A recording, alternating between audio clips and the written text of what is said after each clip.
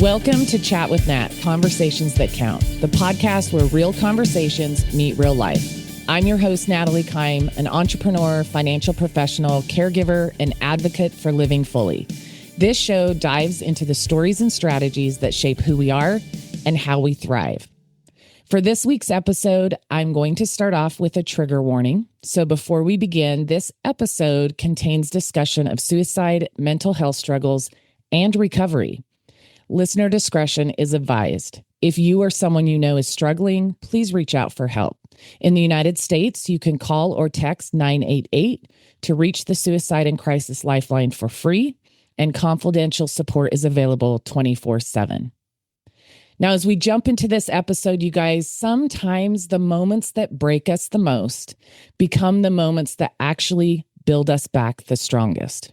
What if everything that was supposed to end your story became the beginning of your purpose? Today, we're talking about survival, strength, and the power to turn pain into purpose with someone who's lived it, not just talked about it. And before we jump into the introduction of our guest today, today's money tip, or this week's money tip of the week, is to invest in your mindset before you invest your money. When people think of wealth, they think dollars, but mental wealth, peace, clarity, and purpose is truly where it all begins. You can't build abundance on burnout or brokenness. So before you invest in markets or policies, invest in your mental health. It's the foundation for every other form of success. I am so excited to introduce you guys to today's guest. Her name is Lindsay Stadel, a devoted wife, mother, grandmother, and powerhouse entrepreneur. She runs 4 thriving companies: Stadel Farms, S&S Harvesting, Flint Hills Transport, and TLS Logistics. Yes, that is a lot of businesses and a lot of work. But beyond these business titles and success stories, Lindsay's real mission is about hope, healing, and breaking stigma. Lindsay is deeply committed to mental health advocacy, driven by her personal experience with suicide and overcoming mental health struggles. Her mission is to support others battling mental health issues and suicidal tendencies. As an award-winning author, she uses her voice and writing to address these important topics, and she's now seeking opportunities to speak publicly, share her story, and help fight the stigma surrounding suicide. Lindsay's journey reflects resilience, compassion, and a dedication to making a positive impact on others. So, Lindsay, welcome to the show. Thank you very much. I'm happy to be here. I'm grateful to have you, and I'm grateful for the fact that you're willing to share your story, because I think that there is so much around mental health, and there are the extremes in every direction around it. And I think there's so many people who maybe haven't experienced this in the way that you have, that lack understanding and honestly empathy in the situation. And I think that sharing stories like yours helps those of us, and I'll refer to myself, who have not faced those kind of things, to better understand and to better step into the gap and support people through the difficulty they might be facing. So again, thank you for being here and being willing to share your story. So I want to start by kind of setting the scene. You've built such a successful life, but before all the titles and companies, there was a lot of pain. Can you take us back and kind of just set the stage a little bit on what life looked like before that breaking point for you? Oh, absolutely. My mental health struggle started all the way back when I was a teenager in high school, when I got raped, and my family really, they didn't believe me, and they really didn't do anything to help me. And so my first time that I can remember having suicidal ideation was when I was 14. Mm. And my entire high school career, I was not a good student. I lying, cheating, stealing, and straight out of high school was arrested, and just really, really struggled my entire teenage life. And then coming into my adult life, I got pregnant when I was 20 and, had a beautiful baby girl. And, Mm. that I thought that was going to straighten me out. But the postpartum depression came in and, knocked me down again. And then after that, I really kind of stayed at a very flat line. My relationship with my daughter's father, it fizzled, so we broke up. I started dating this other gentleman who, it was a coworker, and a few years later, we wound up getting married. A couple years after that, we wound up pregnant, and I had my son. And through all of that, I was still struggling mentally, but Mm. I never went and talked to anybody about it because I just figured that, well, it's just something that I have to deal with. Mm. And in 2014, I lost my father to cancer. And that really shook me because I was very much a daddy's girl. And my husband at the time, just it really broke me because the day of my father's funeral, we got into a crazy fight and he didn't even show up to the funeral. So that really, really hurt me. Um, can continue on a few years down the road. Gosh, it was August of 2016. My husband then and I got a divorce. I was part of our community's volunteer fire department, and that's where I met my best friend. Mm. And my best friend and I, we ended up being partners on the fire department. He was having issues with his marriage. I was having issues with my marriage, and he helped me through my divorce because that's what I needed. I never really had girlfriends. I Mhm. was always the person who had guy friends. And so when I joined the fire department, that was great. I was one of three females on it and, got along with everybody. It was wonderful. Um, well, my partner then, he also, like I said, was having issues with his marriage. They wound up getting divorced. And shortly after that, we decided, well, we're best friends. We're partners on the department. Let's see if there's anything romantically. Yeah. And but at the same time, I was also on again, off again dating this other gentleman who ended up being my abuser Mm. in every way possible. Mentally, physically, emotionally, financially. It was absolutely crazy. I again fell back into my lying, cheating, stealing because I was seeing both guys. I, was not being the mother that I should be for my children. My daughter was taking care of my son Mm. more than I was. She was working two jobs, helping pay the bills because the money that I was making at my job was going to this other gentleman and his daughter. And I really fell into a very, very dark place because my best friend and I, of course, like I said, we were dating, trying to date on and off. It really hurt our relationship, our friendship. It hurt our relationship in the department. Mm. It hurt the department. There's a lot of things that people think of every day that it did. Yeah. My mental health was hurting a lot of people.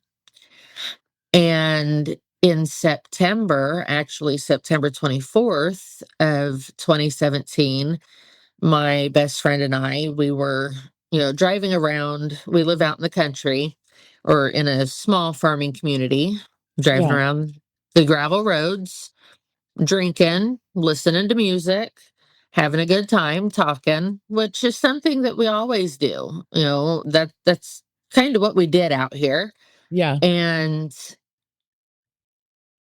all of a sudden, and this is gonna sound strange, all of a sudden, I just blanked out. I don't remember anything. I remember one thing. After we started talking about the relationship with my abuser, I blacked out. And the next thing I remember is screaming. And then after that, I don't remember anything for about 24 hours.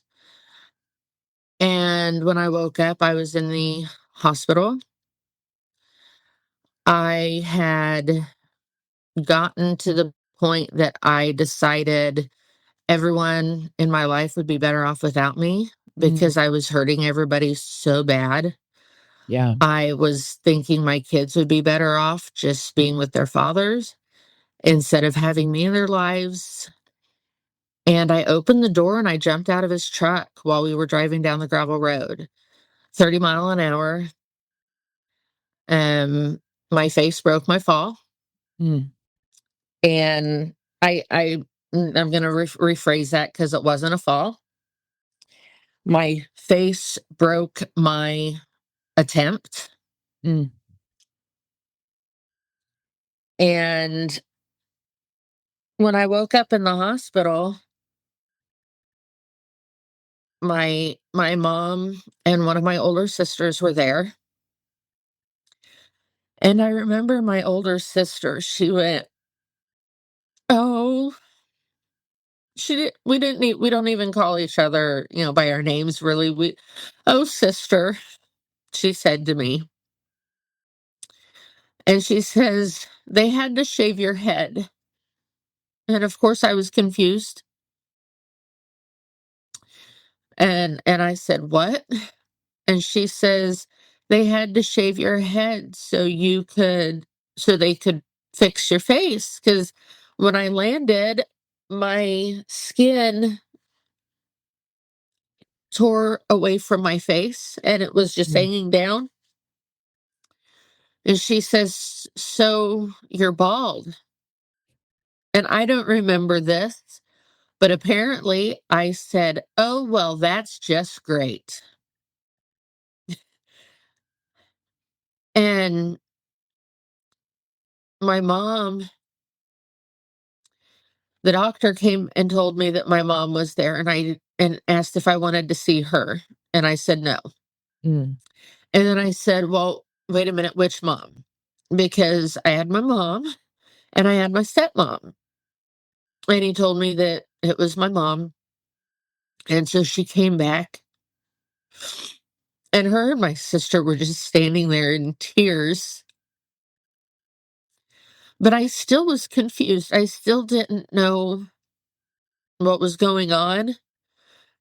I remember the first thing that went through my mind when I opened my eyes was, why didn't it work? Mm. And then the next thing that went through my mind was my kids, because I didn't leave a suicide note. Yeah. It was an all of a sudden decision.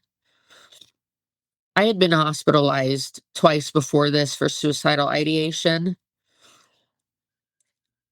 but I never actually did what I was talking about doing until that night. And so when I'm sitting in the hospital and my daughter's sitting next to me, she was a senior in high school. And she was sitting next to me and she was in tears because she didn't understand why I did what I did. She knew what was going on. And at the time, I didn't think that she did. I didn't think that she knew all of the lies I had told, the people I was cheating on, the stealing I was doing. But she did. And So that that was hard for me to see her sitting there, knowing that now I have to explain to her and explain to everybody why I did what I did. Because if I'd have been successful, and for just a moment I was, until the doctor brought me back. Mm. So in that split second, I did succeed, but I also failed because the doctor brought me back. Yeah. And so I remember thinking that my daughter and my son would have had to been living their entire life wondering, why did mom do this? And now I realize that I've got a lot of people that I have to make amends with. I have a lot of answers, a lot of questions that I'm going to have to answer. And so I was on suicide watch at the hospital for a week. And then after I left the hospital, I went to go live with my stepdad, but he wasn't my stepdad because him and my mom weren't married anymore. But he's still my dad. Yeah. He had been my dad since I was 2. And then his new wife, so she was my mom. Yes, step parents. Didn't ever call my step parents my step parents. They were my mom and dad, Yeah. just like everybody else. Yeah. So I went to go live at their house, and I was there for about 2 weeks. And then my family decided to have an intervention because they knew that I needed a real intense mental help. So I then committed myself to a mental health facility, and I was there for a week. And while I was at the facility,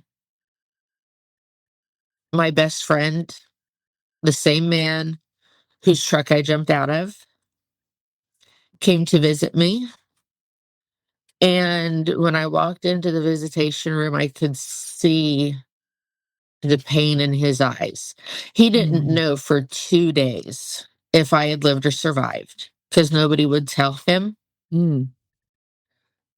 And so when I saw him and saw the pain, I knew that even though my body was bruised and broken, that he was still there for me, or else he wouldn't have come to visit. Yeah. And this other gentleman that was my abuser, he broke up with me through text while I was in the hospital on suicide watch. Mm. But my best friend was there for me, came to visit me, told me that he was going to be there for me when I got out. Because one of the biggest things physically that happened to me was my nerves in my left arm that attach into my spinal column. Uh-huh. They were torn out. When I landed, the impact was so severe that they were torn out. And I came to have what's called a brachial plexus injury, and my left arm was just flail. There was nothing. So I was now having to learn how to navigate life one-handed. Yeah.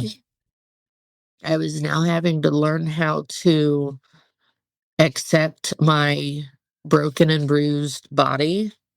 How am I going to put my bra on? How am I going to put my hair up? Simple things in life that, you don't realize it until it happens. I used to love typing on a computer. My daughter would give me her handwritten school projects or reports, and I would type it up for her because I was fast. Yeah. Um, and I can't do that now. I have to do that all one-handed. So how am I gonna continue my daily life one-handed? That was just something that I was terrified of. Yeah. But he told me that he would help me navigate life, broken and bruised. But to him, I wasn't broken and bruised. To him, I was his best friend. And I was still the person I was before because he knew me. He knew who I was before I got into that bad place. Yeah. And he knew that I was a good person. And he knew that I wasn't the person that was a liar, a cheater, and who stole. So once I got out of the mental health facility, which turned out to be one of the best decisions I've ever made, Mm. I went back to the house I was living at post divorce. And it was the very next day that I got out of the facility, that my best friend and I started navigating my life, learning how I was gonna do things. But he also was with me going to doctors to try to figure out what was wrong with my arm, to figure out how what could be done to fix my arm. Mm-hmm. And that's really where our story started, was the very next day after I got out of the facility, which that the day I got out was October 15th of 2017. And so on October 16th of 2017 is really where our story started. I Yes, love that. we've known each other for years. We were on the department together as partners. We were dating prior to this, Yeah. but it wasn't ever exclusive. It wasn't ever real. I say so. On October 16th of 2017 is, like I said, where our story started. And from there, yes, things every day were hard, and they still are. I still live with daily excruciating nerve pain every second of every day. I deal with the decision I made. Yeah. But I've learned how to manage it to the point that it doesn't consume my entire day and my entire life. There are still days that it does, and Yeah. I can't go to work because it is just so consuming. I can't barely even get up off the floor, because that's where I end up, is on the floor. And I am in so much pain. But we started seeing doctors. We went to the Mayo Clinic in Rochester, Minnesota. I went through multiple surgeries to try to fix, because when the nerves are torn out of your spinal column, there's no repairing that. There's only trying to create new paths for these nerves and trying to get them to attach to other nerves in hopes that it will help, fire the damaged nerves to wake them up and to get working again, which it never did. Right. All of my surgeries, unfortunately, were not successful. But we had to try. And then, something shifted for me on that day, on that October 16th, because I no longer was afraid to have the relationship with my best friend. Mm. And I was no longer afraid to be exclusive. And he eventually became my husband and is my husband today. Yes. I love that.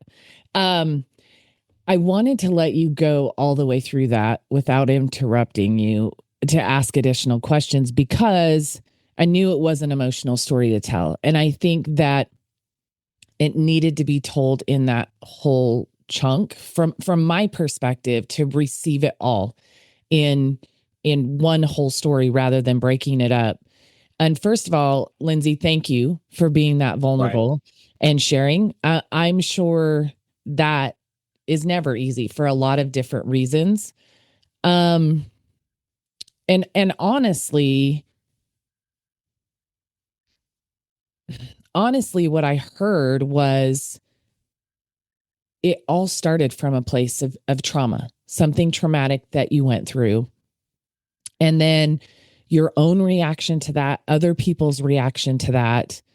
And then on top of that, like I don't know how old you are. I'm 53. I know when I was in middle school, it was hard enough to navigate then, let alone what I understand from friends who have, and even when my son went through middle school 10 years ago, it was a whole thing, but it is constantly changing. And it is the period in our lives where the most in our bodies is changing, the way we think about the world, about ourselves, about our families, our friends, everything is shifting and we're questioning. And then on top of that, let's be honest, Lindsay, we're women. And Right. for us, there is such an emotional tie to everything. And so you add that to the mix of going through trauma during that time, being questioned by the people that are supposed to care about you most, in coming out of that trauma, and then beginning to question yourself and everything you thought or believed, and not feeling what I heard, and correct me if I'm wrong, was not feeling like there really was an outlet for healing. Right. You had to suck it up, push it down. Um, and there are so many people that go through trauma of all different kinds throughout life, and especially in young adolescence, and never speak about it from a perspective of shame. Um, Something similar to your story, people don't believe them, whatever the case might be. And that's where I wanted to circle back to say, I faced some childhood trauma when I was younger. I never told anybody until I was in my mid 20s and went through my first divorce. I never even tried to tell anybody what happened to me. And I wouldn't say that's a good thing. Maybe it kept me from some of the responses you got because you did try to tell people and ask for help. I don't know. I can tell you it affected my choices. It did affect how I looked at myself and affected my choices. And like you said, checking yourself into that program was the best choice you ever made. Going to counseling after my first divorce, which was a physically abusive relationship, was the best decision I made. I knew what he had done to me was not my fault. I knew it wasn't I knew there should be nothing I could do that would make him do to me what he did. I did know that in my core, but I still needed to be able to get it out and have somebody confirm that. I didn't know when I went into counseling I needed that, but when I came out, I realized I needed that confirmation so that I could see myself the way I deserved to see myself. And through that whole process is where the childhood things came out. And for you, it was, like you said, spiraling into a lot of activities as a teenager and young adult, becoming a mom, ending a relationship, getting into another relationship, having another child, and no space in there or opportunity, or maybe even, let me ask it this way. Was there a belief that you, because of how you tried to get help when you were young and the response, did that hold you back from other times when you thought, gosh, I really could use somebody to talk to, or I could really use some advice? Did that keep you from going and looking for that because you were afraid of getting that same response again? Oh, yes, absolutely. We were raised to keep our emotions to ourselves, to keep our, troubles to ourselves. And so, absolutely, when I become an adult and like you said, I had the one child, the failed relationship, then the new one, and another child. I never I think I went to, see someone once, and I had, like, 2 sessions with her, and I was like, "Yeah, this is a joke. I don't belong here," Mm, because I thought going to get mental help was, in lack of better terms, was for crazy people. yeah, I didn't think that I was a crazy person. I just thought that I had some thoughts in my head that I didn't know what to do with, but nobody was gonna take me seriously. So I quit going. And I didn't go again until after my incident. yeah. So Well, yeah, I do believe it kept me from getting help. yeah. And I think for me, I was younger when things happened, and I think for me it was a place of shame. I can't tell anybody about that. And then it was so many years that I went without telling anybody.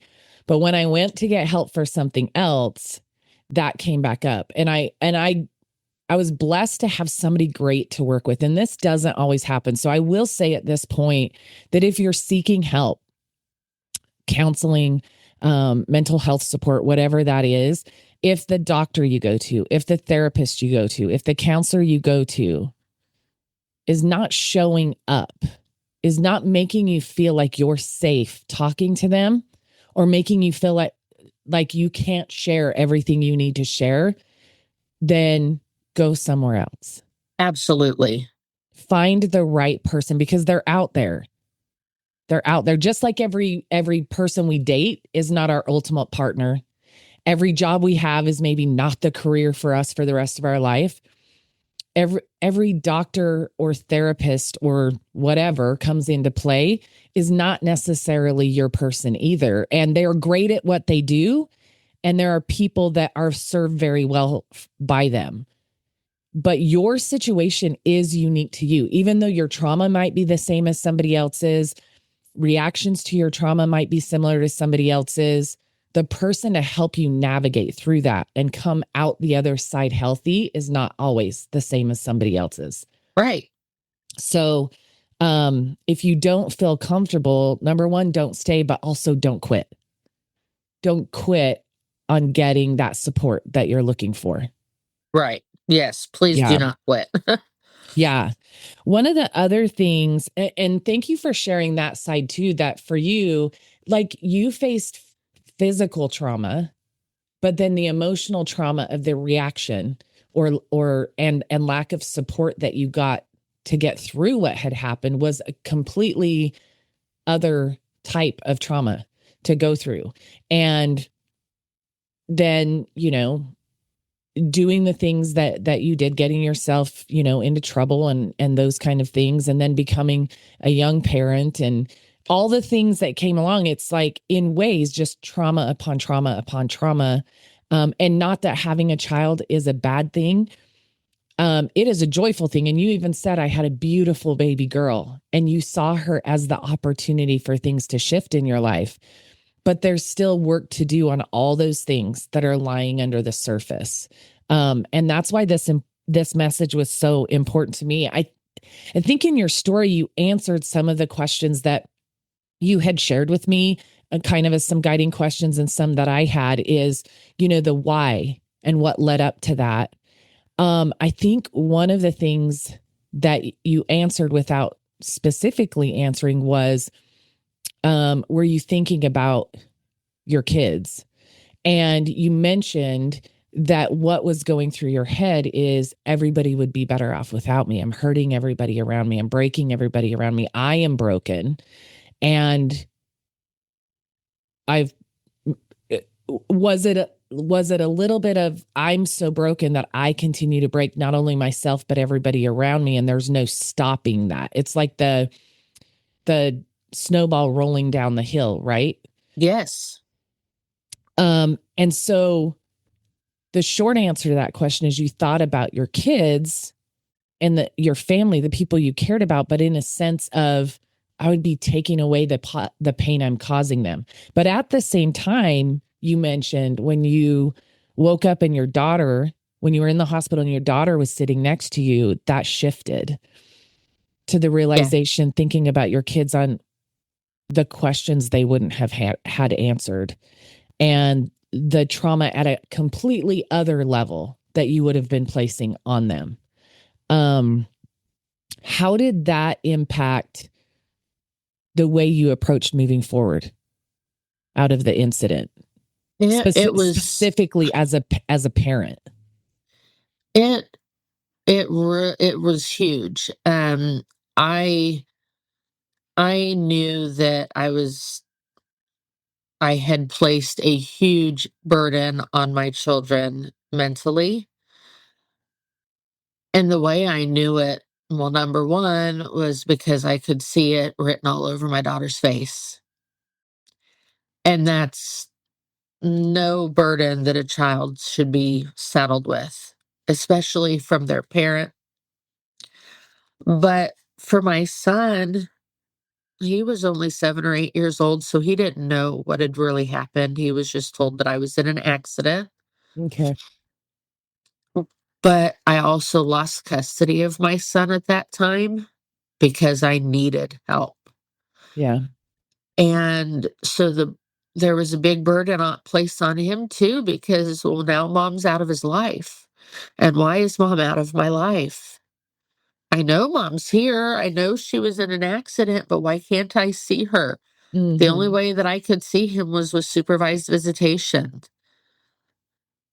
And so it really did shift, because I knew that I needed to help my kids remove that burden from their life and help them understand, really, my daughter, for first off, help her understand what I did, why I did it, and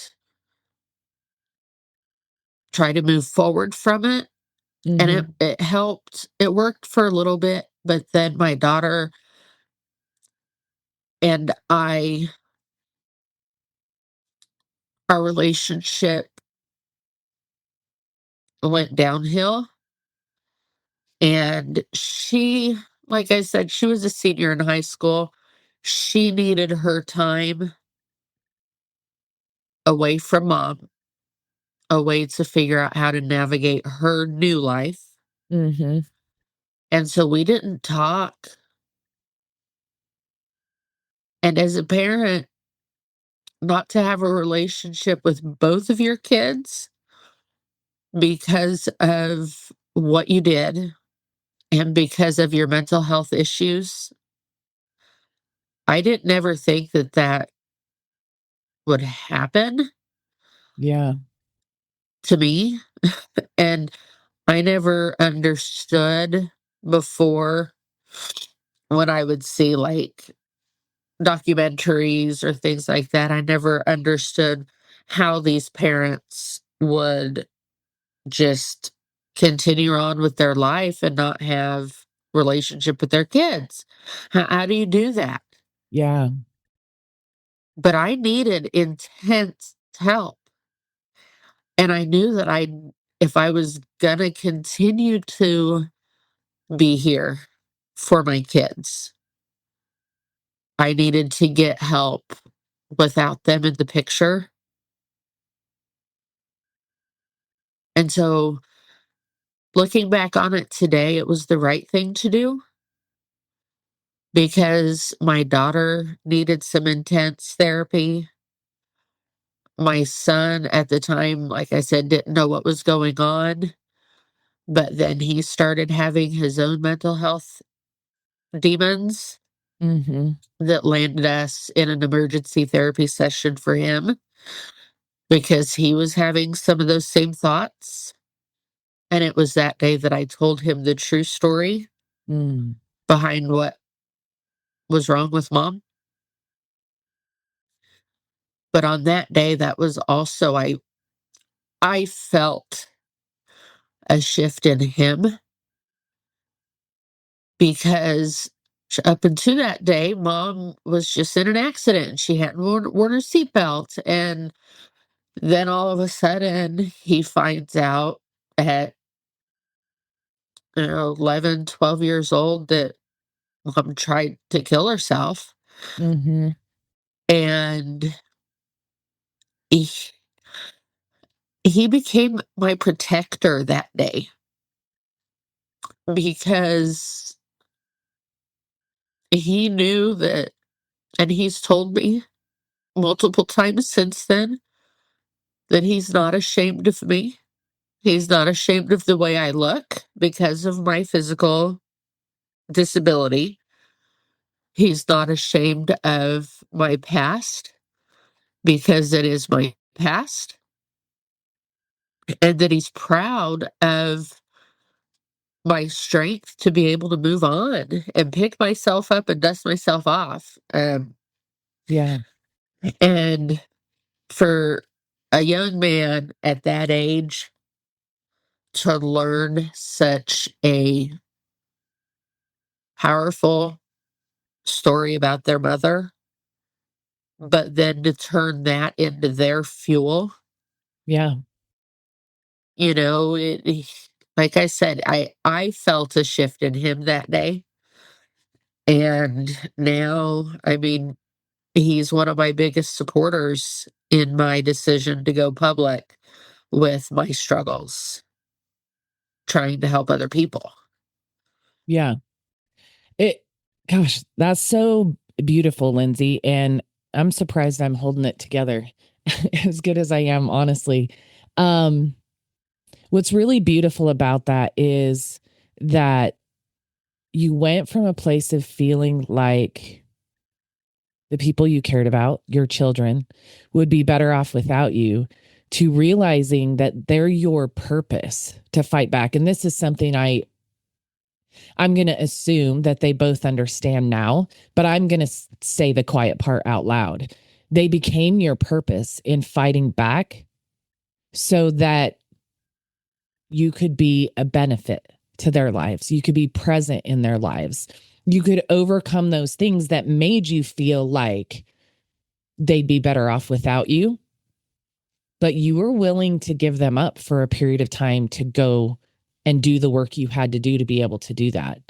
And I think what we just heard in you talking about your son being such a supporter of you going public with this is that they were your purpose to do the work, even though it meant walking away from them. But in doing the work, you've become the purpose for them, to tell your story and to help other people realize that doing the work is okay. And I want to ask you specifically for the parents, especially out there who might be struggling, who might be asking the questions, would my family be better off? Would my kids be better off? And afraid to get the help because it might mean they lose custody of their kids. What would you say to them? I would say,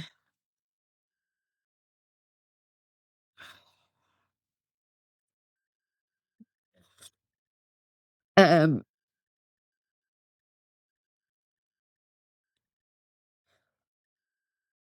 sorry, You're fine.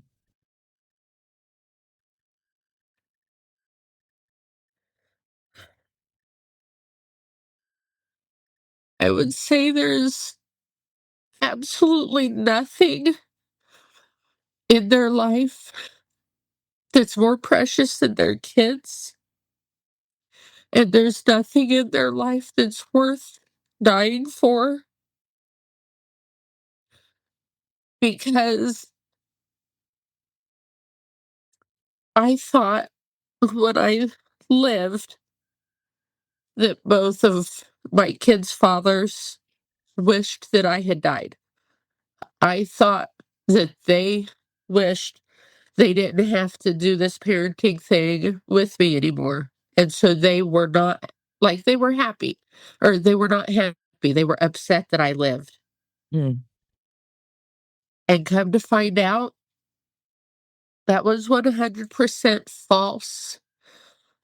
Because even though my kids' fathers and I were not together, the moment they found out what happened,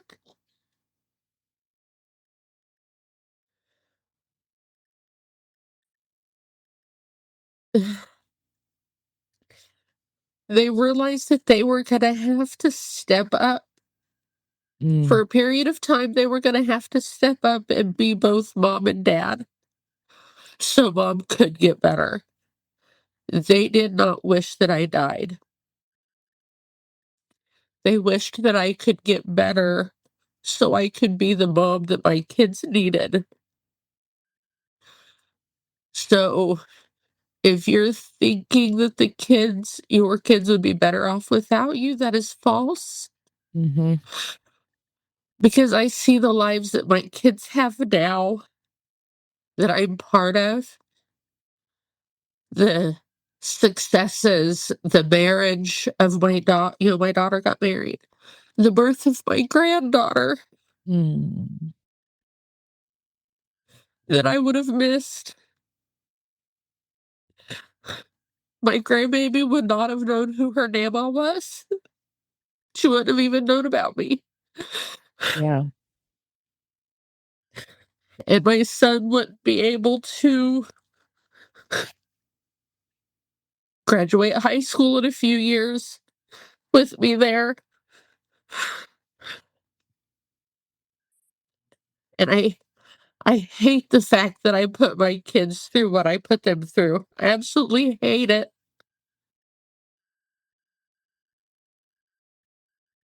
Because for them mentally it was not good.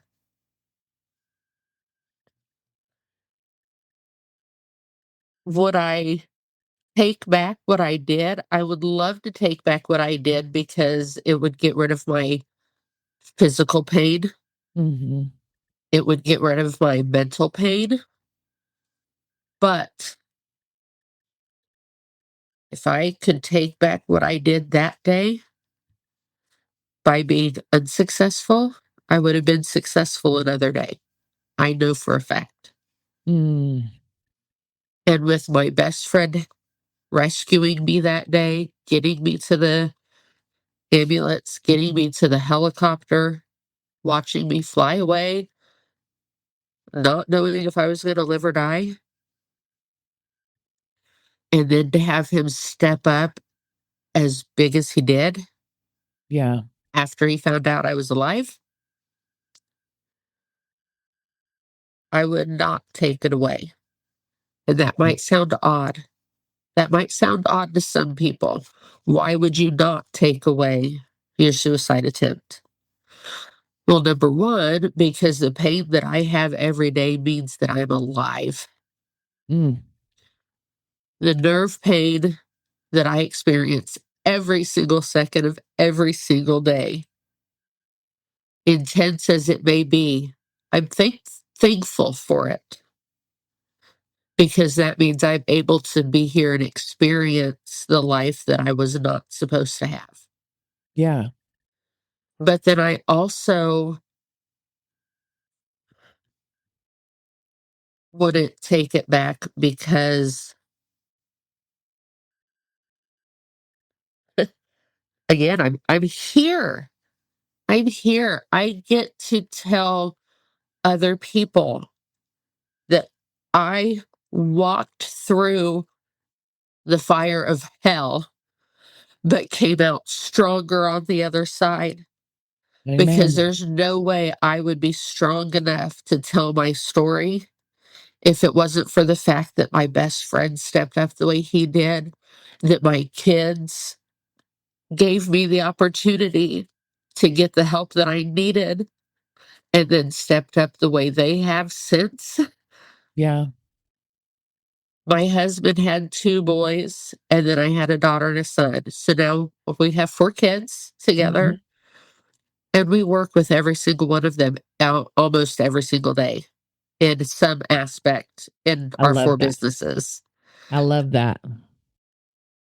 I get to see all three of my grandkids almost every single day. And when I see them smiling at me when they walk in the door, my, my daughter works with me every day, Monday through Friday, and she brings her daughter with her so she doesn't have to pay for childcare. Yeah. The door opens and I see my granddaughter, and she looks up and she gets this big, huge smile on her face and she says, Nana! I'm not grandma, I'm Nana. I love And it. I told my daughter, the day that she calls me grandma, I'm going to cry because Nana is my name. Yeah. And she's like, well, then we just continue refer to you as Nana. My Yep. other two grandkids call me grandma, but that name, Nana and Dappa. My husband is Dappa. I love it. And then I look at the picture that I have hanging on my wall in our family room. It not only has my husband and I and our four kids and their husbands or wives and our grandkids, but it also has both of our daughter-in-law's families. Mm. It also has my husband's ex-wife and her husband, because we share four kids together. We share three grandkids together. Yep. And when I was growing up, my parents got divorced when I was 2, and it was cutthroat, it was nasty, and we never had any kind of family function together. Yeah. For our grandkids, they don't know a family function without us all together. Because why fight? Yeah. We're adults. Why Yeah. fight? So am I best friends with my husband's ex-wife? No, absolutely not, but we are friends. Yeah. And is it uncomfortable sometimes? Absolutely. I'm sure it's uncomfortable for her to come to our house. It's Yeah. uncomfortable for us to go to her house. But look at this life that we built Mhm. together. And even though I hurt her two boys mentally by doing what I did, she has still accepted me after the fact, flaws and all, Mm. to be civil enough to have these family functions so our kids and grandkids don't have to grow up the way that we did with split families. Yeah. Lindsay, what I feel like, I don't know what any of these people in your life look like, but by you describing that picture, I see this gigantic family, period. It's not about the who's connected, how, what, or where. It's the legacy that you've been blessed to still be here to create. And that question about, parents who are struggling to get the help because they might lose custody of their kids, or what is everybody going to think? Are people going to accept them, believe them, whatever the case might be? Oh, there it is. For those of you watching the video, Lindsay, that is a beautiful family and an amazing picture. I absolutely love it. Yeah. Oh my goodness. Trying to get it Look at without a those reflection. babies and those cowboy hats. That's what I know. a Texas girl like me likes, those cowboy hats. Oh, what a beautiful family. If you're listening to this, I'm going to challenge you. The video of this will be on YouTube, on the Chat for Nat YouTube. And I challenge you to at least go look for this part to see that picture right there. That's the reason to go, even if it means I got rid of the glare. Oh, there you go. Most of the glare, I should say. There we go. Yes. Yep. What a beautiful family. But that Yep. right there is the reason, even if it means stepping away from parenting for a period of time, because at the end of the day, all the people we love, but especially our kids, deserve to have us whole and healthy and present in their lives. And your your decision, your attempt, your incident, whatever different ways we've referred to it in this episode, was the catalyst for you to do the work. Yes. For sure.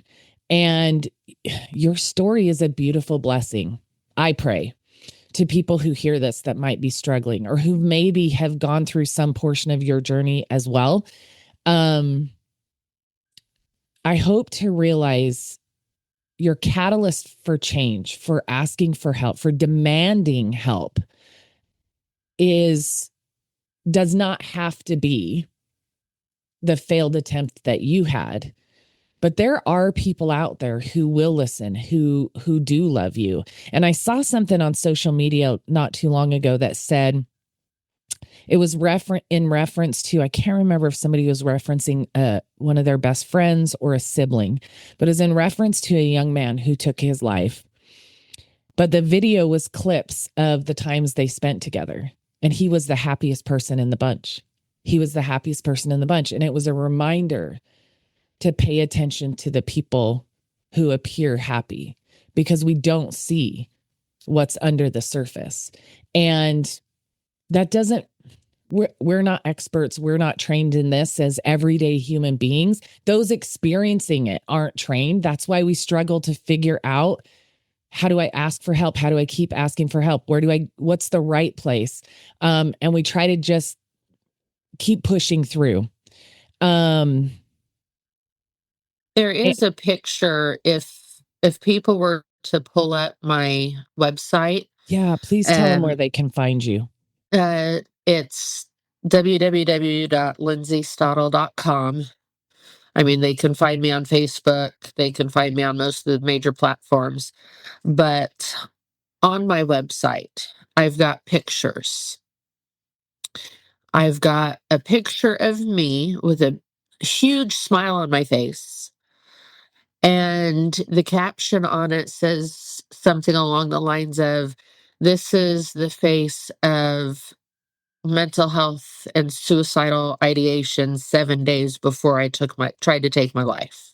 Mm, And then the next picture you see is a picture of me in the hospital bed, in the C-collar, shaved head, and you can see the devastation on my face. yeah, And I embrace today, I embrace my failure, because my failure, jumping out of the truck that day, my failure turned into my biggest reward and my biggest success.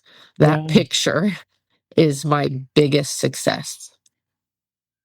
yeah, absolutely. So yeah, I definitely say, pull up my website and look at the pictures on there, because I was putting on a front. I was Yeah. smiling. I was going to work every day. I was smiling. I was doing what I was supposed to do to have an outward appearance of everything's okay. But inside, I was a complete wreck. Mm-hmm. When I had my kids with me, I was okay. But when I did not have my kids with me, that's when I was a danger to myself. I was never a danger to my kids. I would have never put them in harm's way. The only danger that I was to my kids was mentally. Mm-hmm. And we've all talked about it. We've all moved on from it. And I even asked my son, because now he's a sophomore in high school. I asked my son a couple years ago, well, before I started this journey, before I wrote down my story and was in a chapter of a book, Yes. And can they find the book on your website too? Yes, they can. Okay. I don't know that I've got like an order button, but they can find it on my website. They can message me from there.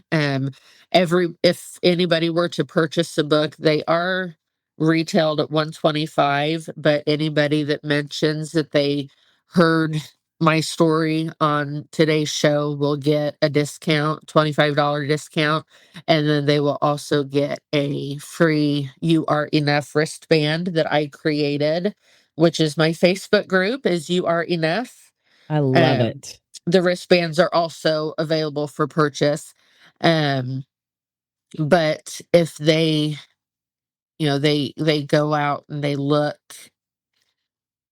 at these pictures and when I started this journey, I asked my son, what would you think if I came to your school? Because I think he was in fifth, sixth, seventh grade, I believe, when I asked him this question. What would you think if I came to your school and talked about suicide awareness? And he told me, he says, Mom, I think you need to share your story.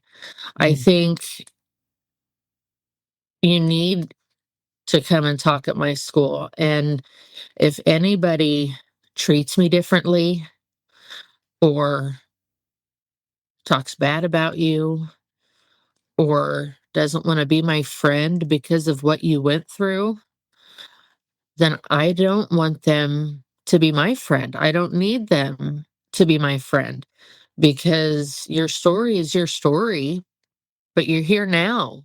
Mm-hmm. And he is very wise beyond his years. I can tell. He's 16 now, but he's still very wise beyond his years. And he's never been embarrassed. Well, maybe he's been embarrassed by me. I don't know for a fact. He likes to say he doesn't get embarrassed, but he's never been embarrassed by my physical appearance, my physical disability. He's never, once I started sharing my story, he's never been ashamed of my story. Yeah. And like I said before, he has turned into one of my biggest supporters. And he has helped me with preparing for when I have meetings or talks. Yeah. Um, he has helped me prepare for that by giving me pointers on what to do or how to do it, or you know reading or telling my story in front of the mirror while recording myself so I can see. He has helped me with all of that. Yeah. And my daughter has helped me with preparing for things like that as well.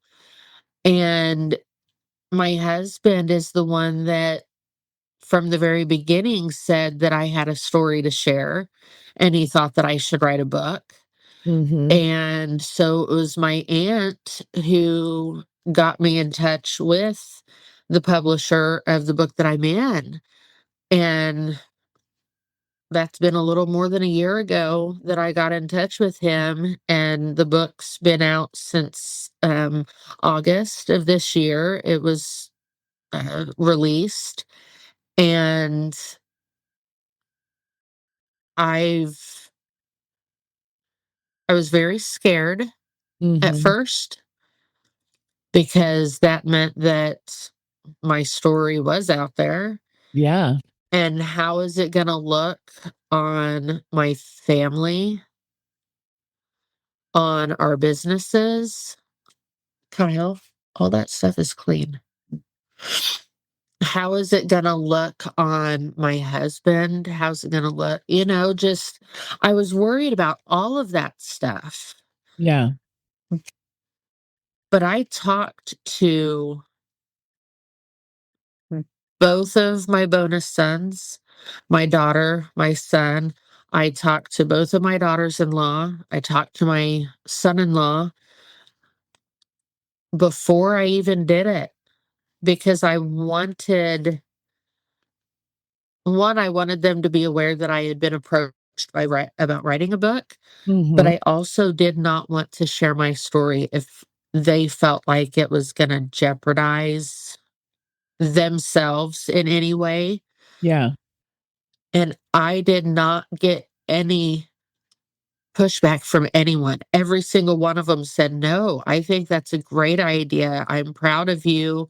I can't wait for it to come out." They're like, "I know your story. I know it. I was there. I lived it." Yeah. You know, my daughters-in-law, not so much, and my son-in-law, not so much, but they know what they've heard. But now they'd be able to read it, you Yeah. know? And I also asked them about sharing that picture that I shared with you. Um, because I'm also gonna be part of a documentary sharing, my story myself. And one of the pictures that's gonna flash in that documentary is the picture of my family. Yeah. But I felt like I needed their consent Mhm. because that's their child, you know, my Yeah. grandchildren are in this picture, and every single one of them again was, "Please share it. You know, you can share it. We want you to share your story." And so my fear of sharing the darkest moment of my life turned out to be an amazing, uplifting opportunity for me because here I am, just a small town girl. I'm permanently disabled. You know, I have facial deformities because I landed on my face. But now my story is global, Mhm. and I won't I won't necessarily know unless someone actually contacts me and says, "Hey, your story helped me." But I'm people tell me all the time that it's not very often that we get to speak with survivors of suicide Yeah. That's exactly right. because 9 times out of 10, if someone tries to commit, they succeed. Yep. And then they're not there to give their side of what happened. Yeah. And if I can help just one person, if I can make one person decide to stay, then my decision to share my story will have been successful because I helped that one person. You know, I've got the family in my picture. I've got the family that I chose. Mhm. I've got the family that supports me because my own family doesn't. Yeah. I only have a relationship with one of one of my aunts, my mom, and two of my nieces. I'm the third oldest of 9, Oh, wow. and I do not have a relationship with any of my siblings. Yeah. And I think that goes Nobody. back to the stigma thing, like the generation we Yes. grew up in, you didn't talk about it. You Yep. you didn't get help. It wasn't the norm. And every chance I get that therapy, counseling, anything comes up for a friend going through a divorce, whatever, I'm like, go, go. It Yes. is, I have gone 3 or 4 times for a few months. Once, I think, for a little over a year, I was going. Every single time, it was the best action I took at the time that I took it. Um, So I think it goes back to the stigma of our generation. I do think that is changing. And Lindsay, I'm going to tell you, your story changed my life. Not because I'm a suicide survivor, not because have I had dark times? Yes. Not because I ever had suicidal ideations, not because I ever needed to be hospitalized, but because there were times I was broken. And you reminded me that coming through the other side of that makes me triumphant. I'm not defined by the biggest mistake I ever made. I'm defined by the coming back from that. And Exactly. so while your story is very different than mine, it it changed my life for that, but it also changed my life because I will never understand what you went through, but it gives me more understanding from a general perspective of what to look for, of standing in places with people who are struggling, who are coming out of dark times and feel like they don't have anyone, to be the person that stands in that gap. Your husband, your best friend who did that, which we didn't talk a ton about him in this piece. And I actually would love if we set up another time to record and we do a part two where we do touch on that piece and a little more in depth about the building back. But I want to touch also on what you guys have created as a family in your business. I want to talk about Lindsay and her family, the entrepreneurs, and what Hmm. you're creating. And we didn't have time for that today. So please let's do a part two where we can touch on the building back piece more. I think that can give people a lot of hope. But you've changed my life, Lindsay, with your story. And I hope that I can be better in the ways that I show up for people. And maybe because of your story, I can help someone some way, somehow.